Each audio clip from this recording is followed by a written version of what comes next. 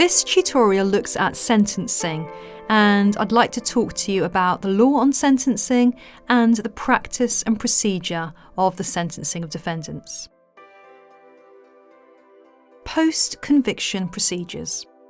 If a defendant either pleads guilty or is found guilty after a trial, the court, whether the Magistrates' Court or the Crown Court, can either sentence the defendant immediately or adjourn for reports.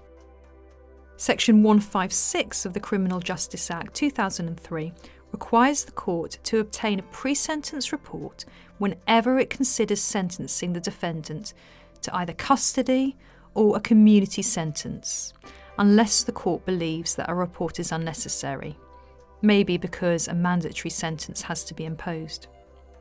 Reports come from the probation service, youth offending team, or experts such as psychiatrists or psychologists. The punishment imposed by the court must be commensurate with the crime.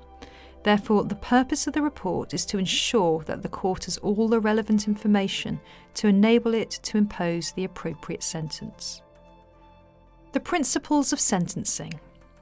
The Sentencing Council for England and Wales was introduced in April 2010 to replace the existing Sentencing Guidelines Council and provides guidance on sentencing to the courts.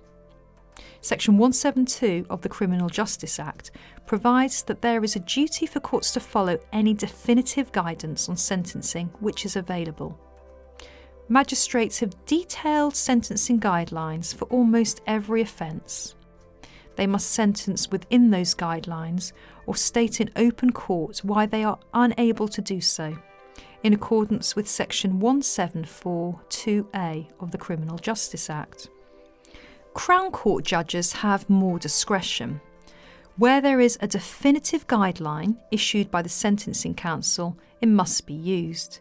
But in the absence of such guidelines, Crown Court judges will use authority from previous judgments. Section 1421 of the Criminal Justice Act states that any court dealing with a defendant in respect of their offence must have regard to the following purposes of sentencing. A. The punishment of offenders. B. The reduction of crime, including its reduction by deterrence.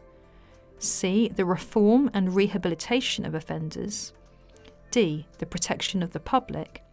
And E. The making of reparation by offenders to persons affected by their offences.